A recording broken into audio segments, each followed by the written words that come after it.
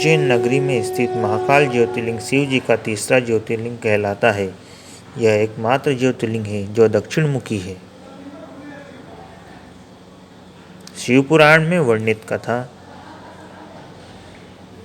शिवपुराण की कोटिरुद्र संहिता के 16वें अध्याय में तृतीय ज्योतिर्लिंग भगवान महाकाल के संबंध में सूत जी द्वारा जिस कथा को वर्णित किया गया है, उसके अनुसार अवंती नगरी में एक वेद कर्मरत ब्राह्मण रहा करते थे।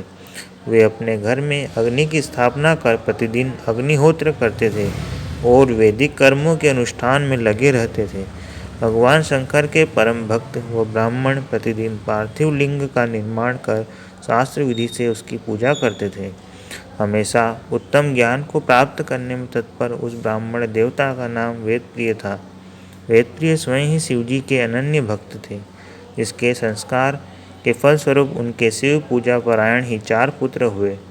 वे तेजस्वी तथा माता पिता के सद्गुणों के अनुरूप थे। उन चारों पुत्रों के नाम देवप्रिय, प्रियमेघा, संस्कृत और सुरथ थे। उन दिनों रत्नमाल पर्वत पर दूषण नाम वाले धर्म विरोधी एक असुर ने वेद धर्म तथा धर्मात्माओं पर आक्रमण कर दिया। उस असुर को ब्रह्मा से अजेयता का वर मिला था। सबको सताने के बाद अंत में उस असुर ने भारी सेना लेकर अवंती उज्जैन के उन पवित्र और कर्मनिष्ठ ब्राह्मणों पर भी चढ़ाई कर दी। उस असुर की आज्ञा से 4 भयानक दैत्य चारों दिशाओं में प्रलय काल की आग के समान प्रकट हो गए।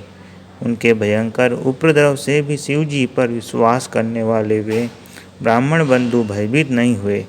अवंती नगर के निवासी सभी ब्राह्मण जब उस संकट में घबराने लगे, तब उन चारों शिव भक्त भाइयों ने उन्हें आश्वासन देते हुए कहा, आप लोग भक्तों के हितकारी भगवान शिव पर भरोसा रखें।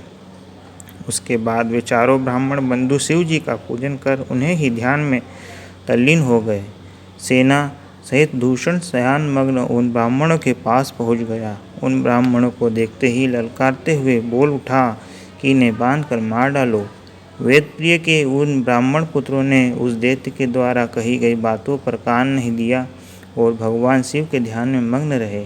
जब उस दुष्ट दैत्य ने यह समझ लिया कि हमारे दाढ़ डपट से कुछ भी परिणाम निकलने वाला नहीं है, तब उसने ब्राह्मणों को मार डालने का निश्चय किया।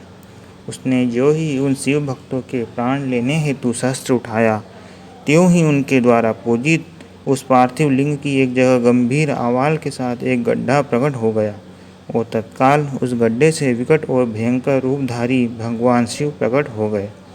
दुष्टों का विनाश करने वाले तथा सज्जन पुरुषों के कल्याण करता हुए भगवान शिव ही महाकाल के रूप में इस पृथ्वी पर विख्यात हुए। उन्होंने दैत्यों से कहा, अरे दुष्टों, तुम जैसे हत्यारों के लिए ही मैं महाकाल प्रकट हुआ हूँ। इस प्रकार धमकाते हुए महाकाल भगवान शिव ने अपने हुंकार मात्र से उन दैत्यों को भस्म कर डाला। दूषण की कुछ सेना को भी उन्होंने मार गिराया और कुछ स्वयं ही भाग खड़ी हुई। इस प्रकार परमात्मा शिव ने दूषण नामक दैत्य का वध कर दिया। जिस प्रकार सूर्य के निकलते ही अंधकार छट जाता है, उसी प्रकार भगवान आशुतोष शिव को देखते ही सभी दैत्य सैनिक पलायन कर गए। देवताओं ने प्रसन्नतापूर्वक अपनी दुदुम्बियाँ बजाई और आकाश से फूलों की वर्षा की। उन शिव भक्त ब्राह्मणों पर अति प्रसन्न भगवान शंकर ने उन्हें आश्वस्त करते हुए कहा कि मैं महाकाल महेश्वर तुम लोगों पर प्रसन्न हूँ, तुम लोग वर मांगो। महाकालेश्वर की वाणी सुनकर भक्तिभाव से पूर्ण उन ब्राह्मणों ने हाथ जोड़कर विनम्रतापूर्वक कहा, दुष्टों को दंड देने वाले महाकाल शंभो, आप सबको इस संसार सागर से मुक्त कर दे। हे भगवान शिव, आप आम जनता के कल्याण तथा उनकी रक्षा करने के लिए यहीं हमेशा के लिए विराजिए। प्रभु, आप अपने दर्शनार्थी मनुष्यों का सदा उद्धार करते रहे। भगवान शंकर ने उन ब्राह्मणों को शब्दति आन की और अपने भक्तों की सुरक्षा के लिए उस गड्ढे में स्थित हो गए। उस गड्ढे के चारों ओर की लगभग 3-3 किलोमीटर भूमि लिंग रूपी भगवान शिव की स्थली बन गई।